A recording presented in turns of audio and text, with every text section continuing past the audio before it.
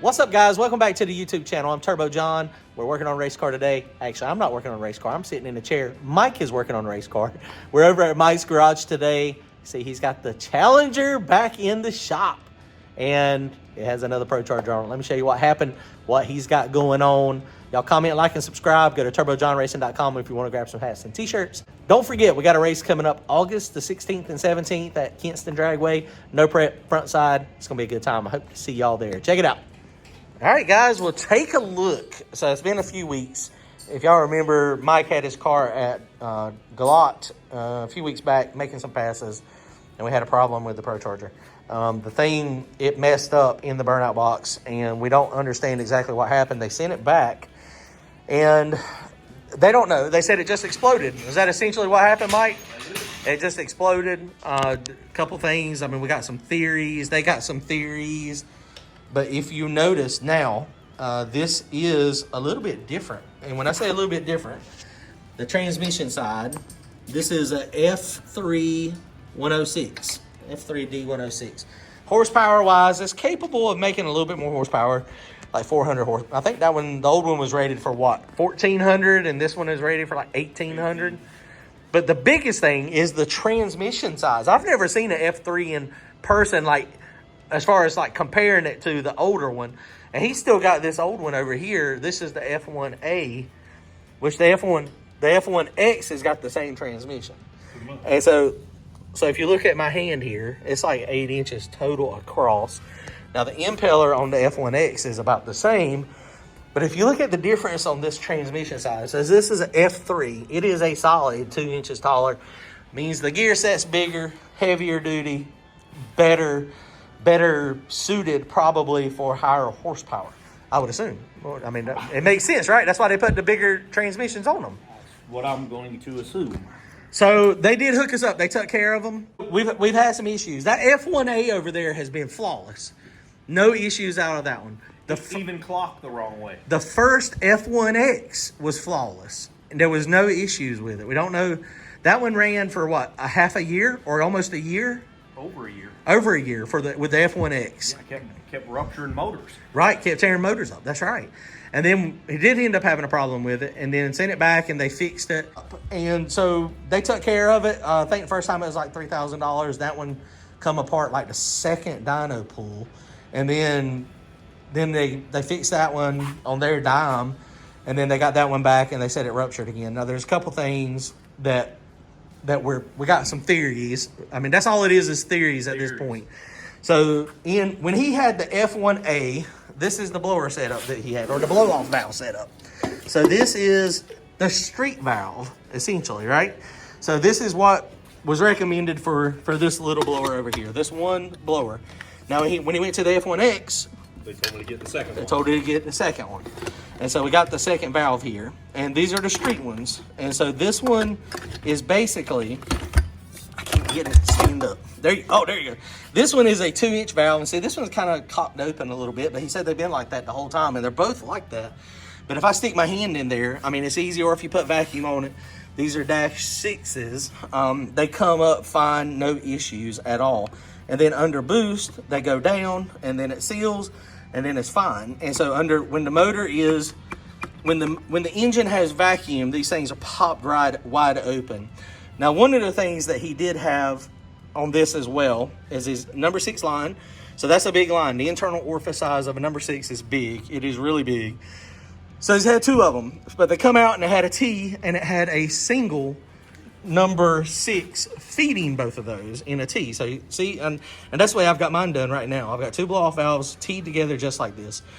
But if you think about it, when you have suction, so this is here. So we talk about volume, and I'm gonna do some testing on some blow-off valves and line sizes, because you know some people use the very, very small one. We talked about it a couple times before.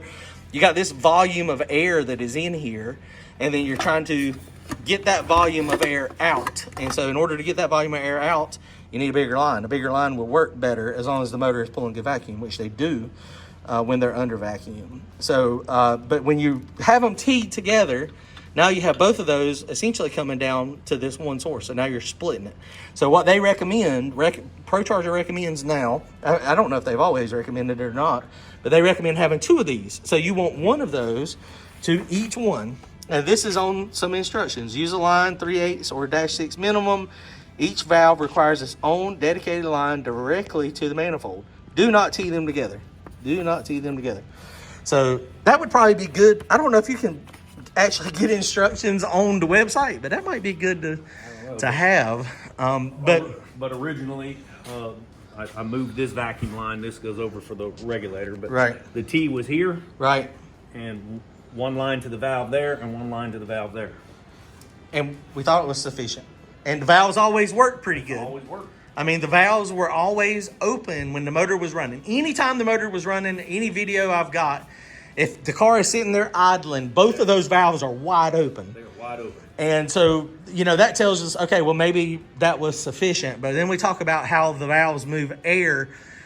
So let's think about when the car is doing a burnout, right? So I don't know if that was a problem or not. So as far as the way they were run on those 2 valves, those are 2-inch valves, 2 street valves, that flows a lot of air. And I know when you're sitting here revving it and those valves are open, it's moving a lot of air. It is moving a crap ton of air, and you can feel it. And that's what it's got to do, because the blower is mechanically linked to the motor, to the engine. It's direct driven. This has got a multiplier, and there's a multiplier in the gear drive. All that stuff, when all that multiplies, this is spinning X amount of RPM, whatever the math equates out to. The maximum speed on this blower is 74,000 RPM at redline is what you want it. So if the engine redlines at 8,000 RPM, then ideally you would run this blower to 74,000 RPM at 8,000 RPM. 8,000. That's where it would go. So let's talk about burnouts real fast. So burnouts. So let's think about a burnout. So last time we run, motor got the throttle got stuck wide open, or it wasn't wide open, it was stuck open. Stuck. And think about a blower too. So I mean, a blower, this thing is moving air. If that thing's just barely cracked open, that thing's going to rev and the motor's going to stay up. It's going to stay up. And so this is my theory. I don't know if my theory is right or wrong, but this is my theory of what I think is happening. And I've seen it happen a couple times on other cars. And we all know that blowers do not do well if you hit a high RPM rev limit. Right. If you hit the rev limiter in the burnout box, all that stuff is bad. Because it starts flickering. I mean, it just is not good. It is not good. Surging a blower is not good. So my theory, this is what I think is happening. So if the blow-off valves, if these valves are flowing X amount of air, right? So you got 2-inch valves here. That's a lot of air, but they're off to the side, so they're not priority flow like a waste gate, but they're designed to vent. So you got the throttle body right here. The throttle body is blocking this, and it's barely open. So at 5,000 RPM or 6,000 RPM, this blower, whatever CFM is slinging, is pushing. At 5,000, 6,000 RPM, it's pushing it whether it's wide open throttle or part throttle in a burnout. That's right. It's pushing it. So if you're doing a burnout and these valves are not big enough, if they're not sufficient to be open and be venting all of it, the maximum boost pressure, if you go to Procharger's website, we were just there, 38 pounds of boost is all this blower is designed to handle. So think about that. So if you're doing a burnout, 6,000 RPM, and your blow-off valves are open, but they're not sufficiently sized, if they're not big enough, You let off and got back pressure. then you might have 40 or 50 pounds of boost Backing into the... from the supercharger to the throttle body. Right. And then if it's not venting out, so now what's it going to try to do? If the throttle body is halfway open, it's going to try to go into the motor. Yep. And then when it goes into the motor, what happens? Then it tries to keep revving. And so yours eventually come down. You were just kicking the throttle. Right. It has done that in the past, but it was never that bad. Right. And I think somebody had made a comment, well, why didn't you just hit the kill switch? Well, right. Okay, well, it was at about 2,800 RPMs. So it had come down, but it wasn't still at 6. We didn't ever pull did we ever pull the data log on? Well, we don't usually even get a data log into burnout because we've got it set to come on at like 90% TPS, and we never do that in the burnout. It never gets that high. Yeah, So But I think that's the problem. I think that is the problem. And I don't know if it, I mean, you know, possibly for sure. I mean, it's, you know, one of these got stuck, but I mean, they're clearly not stuck. And I mean, they've been working properly. Could be, theoretically, could be how they're mounted. Right. I mean, because it's not, think about the flow, right? I mean, because air's coming this way, so it's got to back up and go this way. Right. So maybe that's something we need to think about is we want to protect the blower. Maybe they need to be kind of mounted like a wastegate is, so that the air, when this shuts, this air coming from the blower will more easily vent. And I've never thought about that. I've never done it on a blow-off valve. But on a supercharger, it's a little bit different. So that's kind of that's my theory. I don't know. I mean, Procharger says that, you know, it's a blow-off valve issue, potentially. I mean, they've seen the videos, they've watched them. Right. They've gone across, and you know, the placement of them, they not said a word to. Right, because I don't think I don't think it matters as much, but maybe it does. Maybe air exit is air exit. Right. I mean, but I don't know. Maybe it does. I don't know. It's something to think about. So you saw these valves we just handled.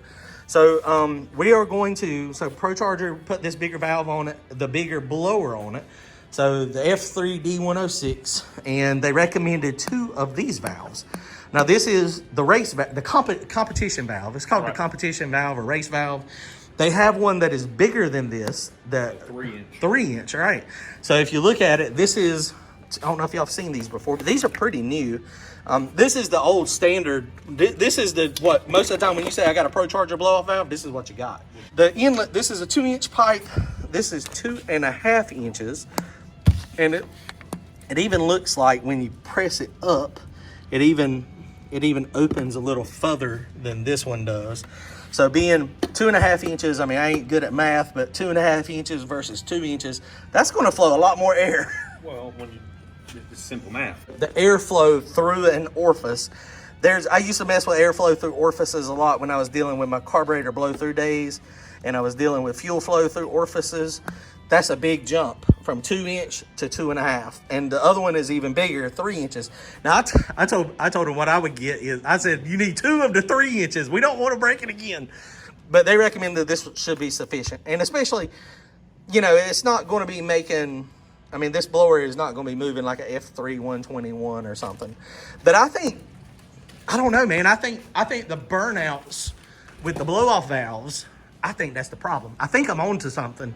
I mean, I ain't no rocket scientist, but that makes sense to me when we talk about it. When we explain it in that scenario, that a properly operating blow-off valve and it being wide open and able to flow all the air of the supercharger, you know, I guess we could do that math. We just saw this blower. What did it say? 2,000 or 2,200 CFM?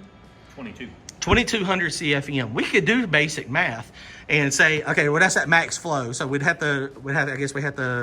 They probably got some sheets on it. I don't know if they share that data or not, but we could say 2,200 RPM. And we could go the flow through an orifice, a 2 inch, two inches. It'd be a 2 inch and a 2 inch. So it wouldn't add up to 4 because a 4 inch would be like massive. It would flow a bunch. I'm going to do that real fast. Let me see if I can do some calculations and see how much that open pipe flows. And you got to think about it too. Steve Morris, he done some videos one time about open, when these are directly open and you're freewheeling.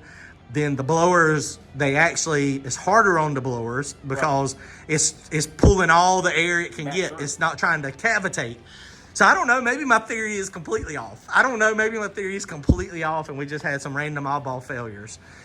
I don't know. We're going to find out. So I don't know. I'm going to do that real fast though. Man, Mike, your travel limiters look nice. I like those. Applied racing technology. Those are a lot longer than the ones I had like that one time. Well, they give you a cut tube. You just cut them, weld the bones on. Dude, maybe I need to. I still don't know if it's long enough to work on my car. My front end limiters are chains welded to clamps. I saw it. It is not pretty. It should work though, but those look nice. Applied Racing has those, and I think you can get them. They'll make them longer. Oh, you can even. Oh man. The bottom tube is cut with a slider, so the top That is a lot more adjustment than the one I had one like that one time, but they're half-inch adjustments. It was the one I had was a lot shorter than that. So I mean, I was like, oh, that won't never work. So I didn't realize they made some longer ones. Anyway, sidetrack. Let me see if I can do some math real fast. Hang on, we'll be right back. So I didn't show y'all a minute ago. I got sidetracked. He was talking about it, but he's now got the fuel up there, and he's going to run the push lock line. He's got one on this side straight to the throttle or the end. That's straight to the intake, isn't it? That's on the intake on that side. So I have one over here, and then he's got one over here on this side.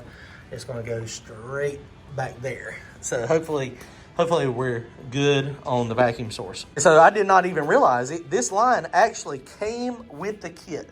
It is push lock line, 3/8 outside diameter, and then that's the inside diameter. So that actually came with the kit. And we showed you the instructions earlier. They want you to run these independently. Don't tee them together. All right, guys, so we just took a few minutes. I was looking at Flow, CFM, and Procharger doesn't have any like actual ratings. I'm sure they've got the data.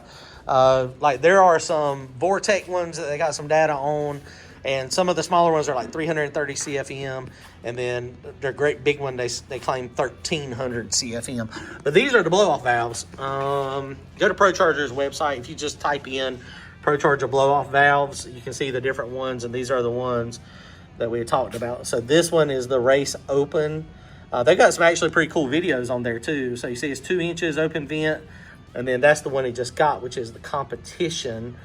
And then I thought they were calling that the street one, but they're not. They're actually calling that one the Race, and it's for street cars and race car. But this is Street and Race Competition, and then this is the one like Randy has. And see, it's a 3-inch, and so it flows a ton of air.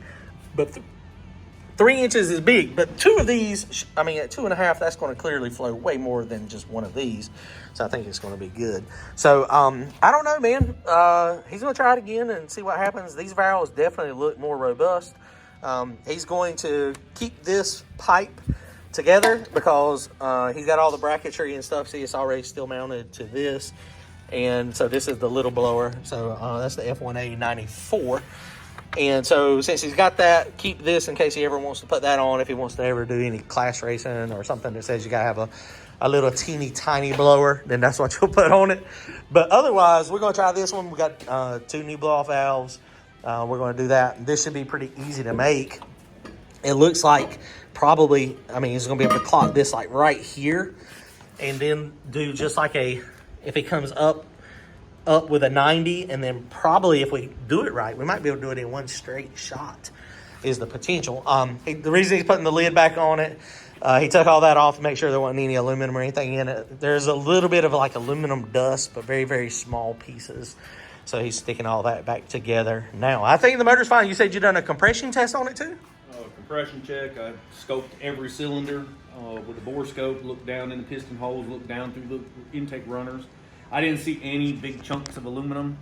I thought I saw a spot on one piston, which I mean, you know, with a bore scope, you can only see so much. All right. I didn't see no scarring, no damage, no holes. The spark plugs didn't have any, you know, chunks of aluminum buried to them. All right. One speck on number 1 plug. The biggest thing I found was the lid gasket had a 1-inch gap in it. Right. So you fixed that. Just got some new O-ring material.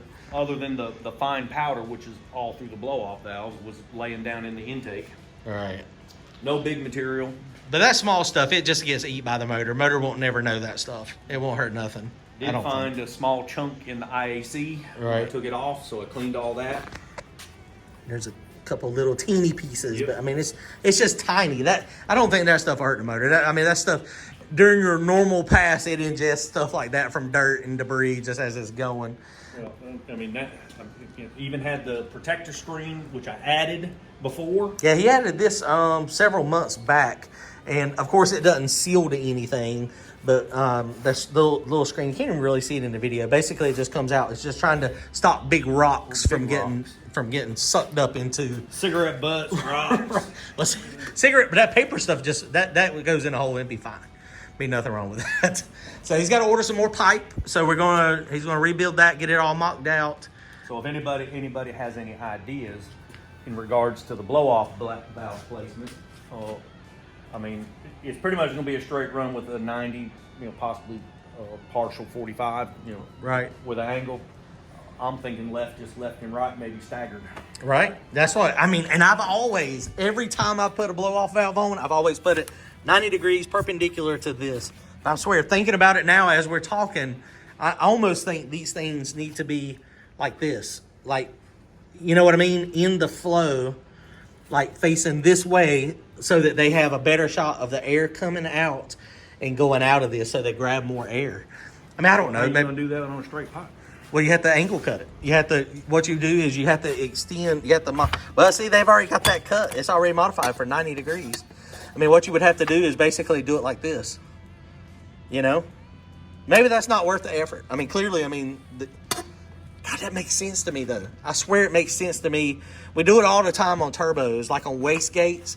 It's called priority flow is what we call it on a wastegate.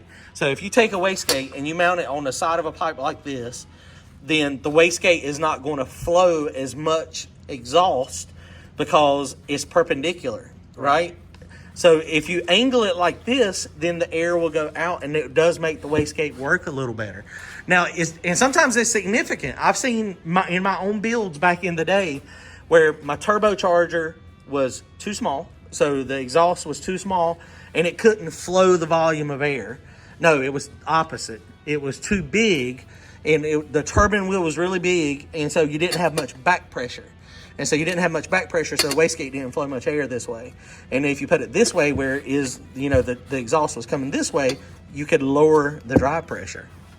I don't know if it's worth it. I don't know if it's worth it or not. Which, I mean, they didn't give you much room here. So if we cut this to make it angled, then it's going to be a nightmare to weld. So I don't know. But my thought process behind it would be is, you know, here is, think of it as here's your exit. right. So as it, you know, however we get it up, so the closer to the exit Right. for one, and then up here for the second. Right here, this 90-degree bend right here. Yep. That would probably be a high pressure spot, I would think. Or like right here. Right there. We got it. Yeah, like right here. If you do it that, because the air is going to be coming around this bend here or here, like on that bend, that might work. We got to get the pipe built first, and then we'll talk about blow-off valve placement. Well, I ordered enough, so if we want to customize, we can customize. All right, guys. Well, that's the update on Mike's stuff. He's working on what's the other car? Charger. Yeah, there's I've got the rear bumper stuff done. Oh boy, look at that. Oh, this is all everything was torn apart, cleaned, Wow. redone. So all your headlight, you know, all the That's buckets. all new stuff? No, it's all me. Well, how'd you get it chrome? Was it chrome? Oh no, it's new bumper. Oh, I was like, well, how did you get the chrome back on it? I was like, wait a minute. We're going to have to, Courtney's been painting chrome. They wanted $1,000 to re-chrome one bumper. Oh my goodness. Them two bumpers right there is $1,000. Wow. So you had to buy new one or either pay for old ones to get done. Right. So Wow, those look good. I had to go through and redo the entire front. Too. And those So are the all flip headlights. The buckets, you know, every one of these have been cleaned. It's looking cool. A lot of work. So Brian is working on the body stuff now, trying to get that stuff straight, and it'll be painted probably in the next month or two, I imagine. They just working on it bits and pieces as they go. So you got the vintage air unit stuff. You've got interior panels. You've got chrome strips. You've got rubber strips. You've got carpet. You were lucky you could get the Challenger back in here. Well, it took me about 3 hours to clean this crap up. Oh my goodness. All right, guys. Well, hopefully Mike will have his out in a couple weeks. It's about where everything's going to come out time, and everybody's car will be back together about the same time. Which that's fine. That's all. That's when it's fun, when you go to the track and you got a whole bunch of your friends there with you with their cars. All right, guys. Comment, like, and subscribe. See y'all later.